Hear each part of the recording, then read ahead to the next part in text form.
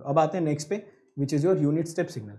तो बताना unit impulse के बारे में सारी चीज़ें पता चल गई ना, इतना ही याद रखना यूनिट इम्पल्स के बारे में, इससे ज़्यादा कुछ याद रखने की ज़रूरत नहीं। जो प्रॉपर्टीज़ बताई मेरे ख्याल से वो प्रॉपर्टीज़ मैंने आपको प्रैक्टिस करा दी क्लास में, तो याद करने की भी ज़रूरत नहीं। एक मेजर डिफरेंस बताया continuous time discrete time signal में, कि जब भी आप टाइम स्केलिंग प्रॉपर्टी लगाते हो या time scaling followed by time shifting लगाते हो तो थोड़ा सा केयरफुल रहना डिस्क्रीट टाइम के केस में। जनरली हम जल्दीबाजी में हमारी आदत होती है कंटिन्यूस टाइम वाली, तो यहाँ भी मॉड से डिवाइड कर देते हैं, which should not be the case. Fine, okay, चलो आते हैं नेक्स्ट पॉइंट पे। यूनिट स्टेप सिग्नल क्या होता है? यूनिट स्टेप सिग्नल, यहाँ पे भी वही चर्चा होगी। पहले कंटिन्यूस टाइम सिग्नल की बात होगी, फिर डिस्क्रीट टाइम सिग्नल की बात होगी। तो यहाँ पे पहले मैं बात करता हूँ कंटिन्यूस टाइम सिग्नल की, ठीक है। आइए देखिए क्या होता है आपका यूनिट स्टेप सिग्नल। बड़ा ही आसान है यूनिट स्टेप सिग्नल को डिफाइन करना। ये है यूनिट स्टेप सिग्नल आपका 1 for t greater than 0, 0 for t less than 0। तो आप पूछोगे एग्जैक्टली t इक्वल टू 0 पे क्या होगा? एग्जैक्टली t इक्वल टू 0 पे क्या होगा ये मैं बताऊं, इससे बेहतर है कि आप मुझे बताएं। मैं आपसे खुद पूछता हूँ कि t इक्वल टू 0 पे क्या होना चाहिए। तो उसके लिए मैं आपको एक रेफरेंस ग्राफ देता हूँ और फिर आपका पॉइंट ऑफ व्यू मैं लेता हूँ कि आपके हिसाब से t इक्वल टू 0 पे मुझे वैल्यू लिखनी क्या चाहिए। ये देखिए,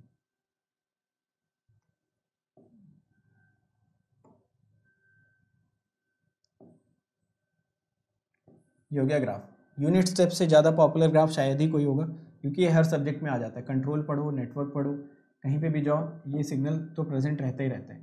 तो यूनिट स्टेप के बारे में सबको ठीक ठाक आइडिया पहले से भी रहता है, ठीक। ये यूनिट स्टेप है।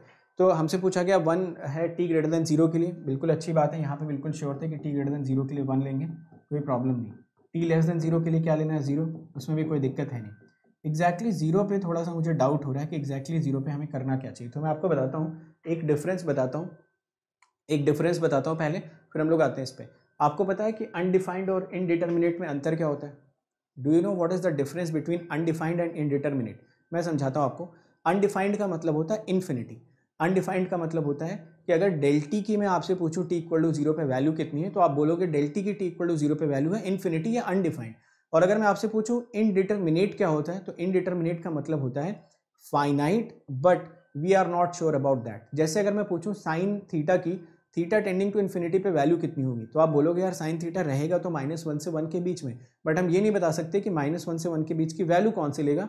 तो हम बोलते हैं sine theta tending to infinity पे एक इनडिटर्मिनेट वैल्यू बताएगा। मैं इनडिटर्मिनेट फॉर्म नहीं बोल रहा हूँ, लिमिट वाली 0/0 इन्फिनिटी बाय इन्फिनिटी, ठीक है, वो अलग का कॉन्सेप्ट होता है। Indeterminate form is something different. मैं यहाँ पे बात कर रहा हूँ इनडिटर्मिनेट वैल्यू की बात कर रहा हूँ। तो जब भी आपसे कोई पूछता है कि अनडिफाइंड क्या होता है, आप बता दो कि डेल टी की टी इक्वल टू 0 पे वैल्यू इन्फिनिटी जा रही है, तो मेरे हिसाब से टी इक्वल टू 0 पे उसकी वैल्यू अनडिफाइंड है।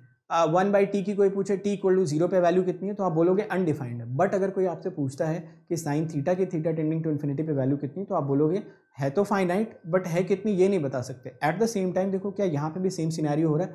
अगर कोई एग्जैक्टली 0 पे पूछ रहा है तो ये तो पक्की बात है कि वैल्यू है तो 0 से 1 के बीच में, बट वो है कौन सी ये बता नहीं सकते, ठीक। तो पहला आंसर हमें इसमें क्या देना चाहिए यार? The very first answer that we should give exactly at T equal to 0 is indeterminate, ठीक है।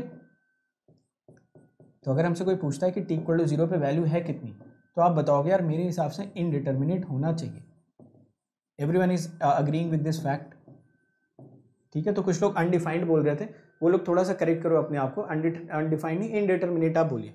सेकेंड जो होता है टी इक्वल टू 0 पे, आगे चल के हम लोग एक गिब्स फिनोमिनन देखेंगे। गिब्स बोलता है कि जब भी आपका कोई भी फंक्शन कहीं पे डिसकंटिन्यूअस हो जाए इन एम्पलीट्यूड, ठीक है, तो टाइम पे डिसकंटिन्यूटी की बात नहीं हो रही, एम्पलीट्यूड के डिसकंटिन्यूटी की बात हो रही है। तो गिब्स बोलता है किसी भी पॉइंट पे अगर आपका फंक्शन एम्पलीट्यूड में डिसकंटिन्यूअस हो जाए, तो आप एग्जैक्टली उस पॉइंट पे एवरेज ले सकते हो प्रीसीडिंग और सक्सीडिंग का। प्रीसीडिंग वैल्यू कितनी है 0, सक्सीडिंग वैल्यू कितनी 1, दोनों का एवरेज कितना आ रहा है 1/2। तो ये बोलते हैं गिब्स। गिब्स का ये बोलना है कि अगर कोई भी फंक्शन आपका एम्पलीट्यूड में डिसकंटिन्यूअस है, कोई भी फंक्शन अगर आपका एम्पलीट्यूड में डिसकंटिन्यूअस है, तो अगर आपको उस डिसकंटिन्यूटी पे वैल्यू चाहिए, तो आप चाहो तो एवरेज ले सकते हो प्रीसीडिंग और सक्सीडिंग का, और वो वैल्यू लेके आगे की कैलकुलेशंस आप कर सकते हो। आपके आंसर में ज़्यादा फर्क नहीं आएगा। फाइनली अपना जो तरीका होता है, ठीक है, ये अपना वर्किंग तरीका होता है, ये सिग्नल सिस्टम में हम लोग पढ़ेंगे कि हमारे हिसाब से तो t इक्वल टू 0 पे भी 0 ही है। तो हमारी जो डेफिनेशन होती है वर्किंग डेफिनेशन, वो ये डेफिनेशन होती है कुछ ऐसी कि 1 ले लो t ग्रेटर दैन 0 पे और 0 ले लो t लेस देन और इक्वल टू 0, ठीक है। तो ये वर्किंग डेफिनेशन हम लोग लेके चलते हैं। बट अगर थोड़ा सा हम लोग समझना चाहें इस डेफिनेशन को तो थोड़ा थोड़ा मैंने आपको क्लैरिटी दी। कभी हम लोग फुल कॉम्प्रिहेंसिव कोर्स पढ़ेंगे तो थोड़ा और डिस्कशन करेंगे, डिराइव करके दिखाएंगे कैसे 1/2 आता है null, but as of now we don't need it. क्या ये पॉइंट सबको क्लियर हुआ कि एग्जैक्टली टी इक्वल टू 0 वाली जो डिबेट थी वो डिबेट आप समझ गए कि उसका आंसर क्या होना चाहिए? ठीक, तो एग्जैक्टली टी इक्वल टू 0 पे जो डिबेट थी वो काफ़ी आसानी से हमने समझ ली कि पहली प्रेफरेंस इंडिटर्मिनेट हो जाएगी, सेकंड प्रेफरेंस में गिब्स की बात मान लेंगे और तीसरी प्रेफरेंस में हम अपनी ही बात मान लेंगे। हम मानेंगे टी ग्रेटर देन 0 पे 1 है, लेस देन और इक्वल टू 0 पे 0 मान लेंगे फंक्शन को। ठीक, चलिए आते हैं यूनिट स्टेप की कुछ प्रॉपर्टीज़ के ऊपर। तो अगर मैं यूनिट स्टेप की कुछ एक आधी प्रॉपर्टीज़ का डिस्कशन आपसे करना चाहूँ तो वो ज़रा देखिए। उसके लिए मैं आपको सिर्फ 2 ग्राफ बना के देना चाहता हूँ, ठीक है, और उन 2 ग्राफ्स के बेसिस पे मैं कुछ 1-2 प्रॉपर्टीज़ का जस्ट डिस्कशन करता हूँ। ज़्यादा प्रॉपर्टीज़ हैं नहीं, ठीक है, तो एक ही 2 प्रॉपर्टीज़ हैं जिनका डिस्कशन आप चाहें तो कर सकते हैं। जैसे कि मान लो अगर मैं एक ग्राफ आपको बना के दूँ यूटी का और एक ग्राफ आपको मैं बना के दे दूँ यू माइनस टी का, ठीक है, तो यू माइनस टी का ग्राफ बनाने के लिए वर्टिकल एक्सिस के अबाउट मिरर इमेज, तो आप ले लो यू टी, ये हो गया 1, ठीक है, ये आप ले लो u माइनस टी, ये हो गया 1, ठीक। अब आप मुझे बताओगे कि अगर इन दोनों को मैं ऐड करता हूँ तो क्या मिलना चाहिए? तो आई थिंक देखो सब लोग इस बात पे कन्विंस्ड होंगे कि अगर आप ut और u माइनस टी को ऐड करेंगे तो आपको जो वैल्यू मिलने वाली है वो वैल्यू मिलेगी 1। एडिशन करके देख लो चाहे तो। आप देखो ये माइनस इन्फिनिटी से 0 तक ये 1 है, ये 0 से इन्फिनिटी तक 1 है। एग्जैक्टली 0 पे क्या हो रहा होगा वो मैं आपको समझा देता हूँ। देखिए एग्जैक्टली 0 पे कैसे आपको एडिशन करना चाहिए, बस सुन लो, वो ज़्यादा इंपॉर्टेंट है नहीं। देखिए आप हमेशा माइनस इन्फिनिटी से प्लस इन्फिनिटी ट्रैवल करते हैं जब भी आपको ग्राफ्स की ट्रेसिंग करनी होती है या ग्राफ्स को ऐड करना होता है, तो आप माइनस इन्फिनिटी से चलना स्टार्ट करोगे। माइनस इन्फिनिटी पे इसकी वैल्यू 0, इसकी वैल्यू 1, ये आप एडिशन करते हुए चले। 0 के बाद भी कोई प्रॉब्लम नहीं है, ये 1 था और ये 0 था, कोई प्रॉब्लम हुई नहीं। एग्जैक्टली 0 पे देखो हो क्या रहा है, माइनस इन्फिनिटी से जब आप चलते हुए आ रहे हैं तो देखो एग्जैक्टली यहाँ पे वैल्यू कितनी मिल रही है आपको 0, और यहाँ पे वैल्यू कितनी मिल रही है 1, यहाँ पे 1 और यहाँ पे कितनी मिल रही है 0। तो होता क्या है कि जब भी आप 2 ग्राफ्स को किसी पर्टिकुलर पॉइंट पे ऐड करना चाहते हैं वहाँ पे आपको इनिशियल पॉइंट को इनिशियल पॉइंट से और फाइनल पॉइंट को फाइनल पॉइंट से ऐड करना चाहिए। जैसे अगर मैं इधर से आता तो ये मेरे लिए था इनिशियल पॉइंट और ये मेरे लिए था फाइनल पॉइंट। यहाँ पे भी मैं माइनस इन्फिनिटी से इन्फिनिटी ट्रैक करूँगा, ये मेरे लिए होगा इनिशियल पॉइंट और ये मेरे लिए होगा फाइनल पॉइंट। तो अगर मैं इनिशियल पॉइंट को इनिशियल पॉइंट से ऐड करता हूँ, यहाँ पे इनिशियल पॉइंट 1 है, यहाँ पे 0, यहाँ पे फाइनल पॉइंट 0 है, यहाँ पे फाइनल पॉइंट 1 है, तो अगर मुझसे कोई इन दोनों का एडिशन एक्सपेक्ट करता तो एडिशन में काफ़ी आसानी से बता सकता था कि इसके पहले तो हमें कोई दिक्कत थी नहीं जोड़ने में, ये देखिए 1, ठीक है, इसके बाद भी कोई प्रॉब्लम नहीं हुई ऐड करने में। बट प्रॉब्लम वाला जो पॉइंट था वो भी मैंने आपको समझा दिया यहाँ पे कि जब भी ऐसा कोई पॉइंट आता है जहाँ पे आपको कन्फ्यूजन है कि मुझे एडिशन कितना लेना चाहिए, जनरली वो तभी आएगा जब एक स्टेप फंक्शन प्रेजेंट होगा किसी पॉइंट पे, तो वहाँ पे इनिशियल पॉइंट को इनिशियल से फाइनल को फाइनल से ऐड कर देना। डेजिग्नेट कैसे करोगे इनिशियल फाइनल, माइनस इन्फिनिटी से प्लस इन्फिनिटी अपने ग्राफ को ट्रेस कर लेना। तो अगर आपने यहाँ इनिशियल को इनिशियल और फाइनल को फाइनल से ऐड किया तो ये बीच में भी आपको क्या मिल गया 1। तो U T plus you minus T की वैल्यू आपको कितनी मिल रही, यूनिटी। समझ गए ना, क्लियर। चलो अब दूसरा देखो। अच्छा दूसरा वाला आप सभी लोग मुझे खुद से बता दो कि ये कितना आ जाएगा यार। अगर मैं इन दोनों को सब्ट्रैक्ट करता तो क्या सब लोग देख पा रहे हैं कि सिग्नम टी का ग्राफ आ जाता? चेक करिए। तो बस ये 2 पॉइंट्स याद रखना इसमें ना, वैसे तो बहुत सारे पॉइंट्स हैं बट एज ऑफ नाउ ये 2 पॉइंट्स याद रखिए, बाकी मैं बताता जाऊँगा, चेक कर लो। तो ये 2 पॉइंट्स आप याद रखेंगे यूनिट स्टेप से रिलेटेड। देख लीजिए कोई डाउट है तो पूछो, अदरवाइज हम लोग आगे चलते हैं और कुछ और इंपॉर्टेंट चीज़ें डिस्कस करते हैं।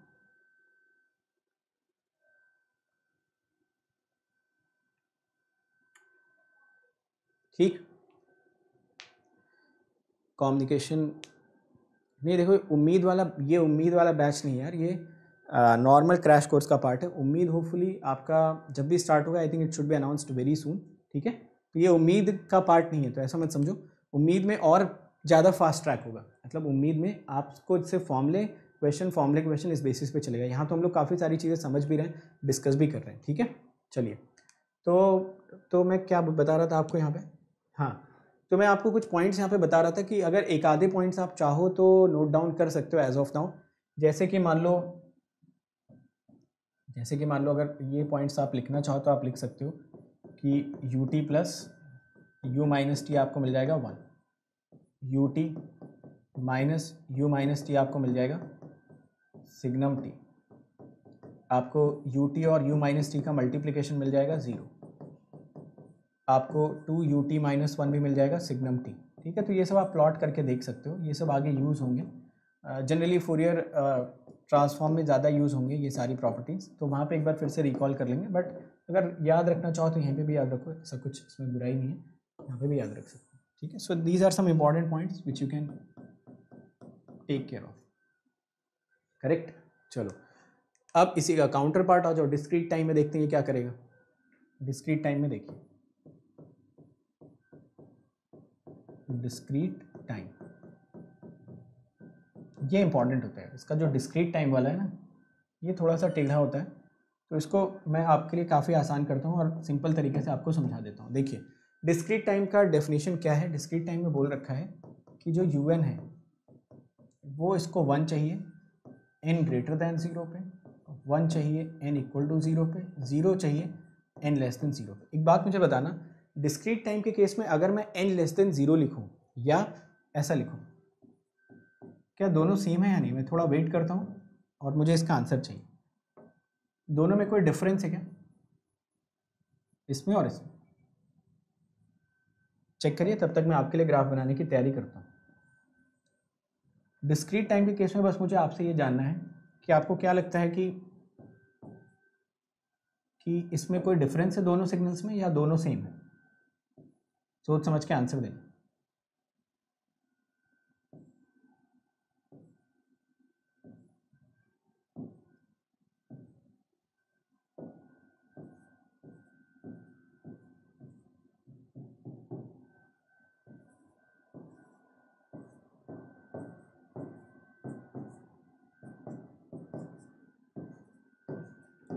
दोनों सेम, बिल्कुल सही बात है और होना भी चाहिए, क्योंकि अगर आपने n लेस देन 0 लिखा है तो n लेस देन 0 का मतलब पिछले वाले इंटीजर पे ही तो जाओगे। ऐसा तो है नहीं 0.1 पे -0.1 -0.5 पे आप चले जाओगे। ऑब्वियसली आप जस्ट इमीडिएट प्रीवियस वाले इंटीजर पे जाने की कोशिश करेंगे। तो जब भी आपको डिस्क्रीट टाइम के केस में कहीं पे भी n लेस देन 0 दिखे, जब भी आपको कहीं पे n लेस देन 0 दिखे, विदाउट फेल आपको समझ जाना चाहिए कि अब मैं n लेस देन 0 की बजाय -1 पे भी चला जाऊं और उसके बाद के सारे इंटीजर्स को कवर करना शुरू करता हूं। इस वजह से मैंने बहुत स्पेसिफिकली यहाँ पे आपको लिख के दिया कि n ग्रेटर देन 0 पे भी मुझे 1 चाहिए, n इक्वल टू 0 पे भी मुझे 1 चाहिए और साथ में लेस देन और इक्वल टू -1 पे मुझे जीरोस चाहिए। तो अब दोनों में डिफरेंस देखो, यहाँ पे तो कोई डिबेट ही नहीं है कि आपको n इक्वल टू 0 पे वैल्यू कितनी मिलनी चाहिए। यहाँ पे बिल्कुल क्लियर कट है कि वैल्यू आपको 1 मिलनी चाहिए। तो आप नोटिस कर रहे होगे कि जो डेल एन था और जो यू एन था, इसमें जो n इक्वल टू 0 वाली डिबेट थी वो प्रेजेंट ही नहीं थी। जैसे डेल टी में भी डिबेट थी कि t इक्वल टू 0 पे आंसर क्या होना चाहिए, इन्फिनिटी 1 वॉट एवर, वैसे ही यूटी में भी पॉइंट ऑफ डिस्कशन था कि t इक्वल टू 0 पे एम्पलीट्यूड डिसकंटिन्यूअस हो रहा था तो क्या सोचना चाहिए। बट ना तो डेल एन में n इक्वल टू 0 पे कोई प्रॉब्लम आ रही है, ना तो यू एन में n इक्वल टू 0 पे कोई प्रॉब्लम आ रही है। दोनों काफ़ी स्मूथ चल रहे हैं और काफ़ी आसानी से ये आंसर हम लोग कैलकुलेट कर पा रहे हैं। इसमें मैं आपको 3 ग्राफ बना के बताता हूँ। तीनों ग्राफ आपके लिए बहुत इंपॉर्टेंट है और तीनों ग्राफ के बेसिस पे मैं कुछ कंक्लूजन्स बताता हूँ। अगर आप तीनों ग्राफ बना सकते हैं तो कंक्लूजन्स भी बहुत इजीली से आप सम अप कर पाएंगे, ठीक है यार। तो देखो, एक ग्राफ ले लो यू एन का, एक ग्राफ आप ले लो यू माइनस एन का, और एक ग्राफ मैं आपको दे देता हूँ यू माइनस एन माइनस 1 का, ठीक है। तो ये तीनों ग्राफ तब तक आप खुद से कोशिश करो कि आप बना पाओ, अदरवाइज तो मैं बनवा ही रहा हूँ। ये यू एन का ले लीजिए आप, ये ले लीजिए यू माइनस एन माइनस 1 का, और ये आप ले लीजिए यू माइनस एन का, ठीक है। ये 3 ग्राफ्स मैं आपसे एक्सपेक्ट करूँ। पहला वाला ग्राफ होपफुली सबने बना ही लिया होगा।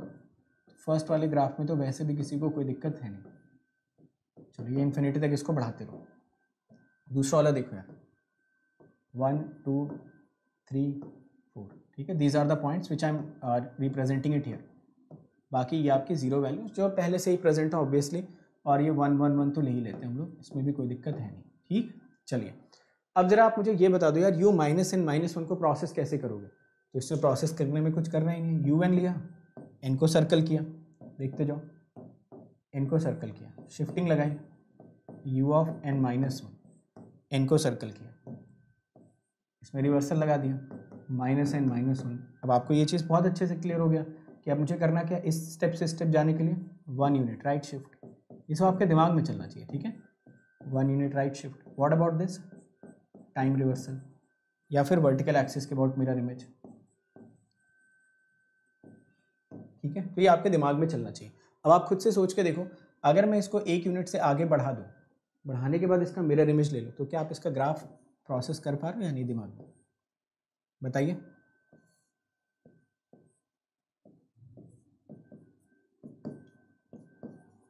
Can you process this graph और नॉट?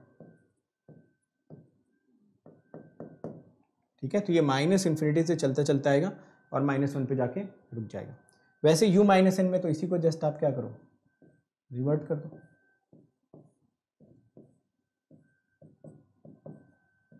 -3 1 1 1 1, ये भी जाएगा आपका माइनस इन्फिनिटी। ठीक है, तो ये मैं हटा देता हूँ यार, क्योंकि इसकी हमें ज़रूरत नहीं। क्या ये तीनों ग्राफ सभी लोग प्रोसेस कर पा रहे हैं? Everyone is able to comprehend these 3 graphs? If you can comprehend these 3 graph, maybe we can start understanding the upcoming points. ठीक, तो चलो 3 ग्राफ अगर आप ये समझ पा रहे हो तो आप बता दो मुझे। पहला पॉइंट है मेरा, what is un plus u minus N minus 1, what is un plus u minus N, what is un into u minus N, what is un into u minus N minus 1। These 4 points are very important यार, very crucial points। ये चारों बता दो। देखिए जरा, देखिए जरा। चलो देखो जरा, अगर आप इसको और इसको ऐड करते हो तो आपको क्या मिलने वाला है? क्या आपको ये 1 टू द पावर n मिलेगा?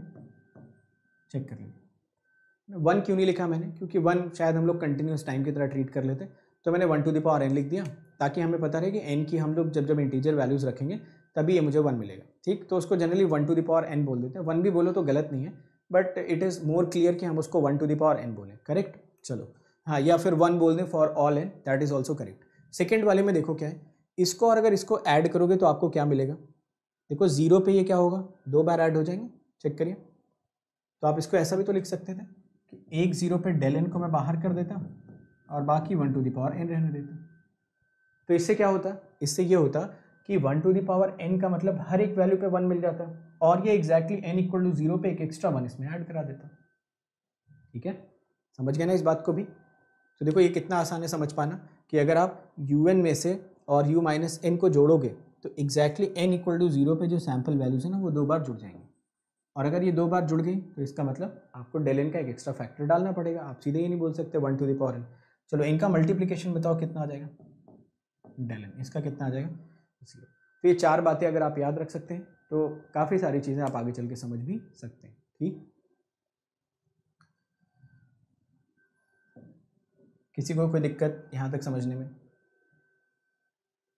समझ गए सारी चीज़ें? ये था आपका यूनिट स्टेप।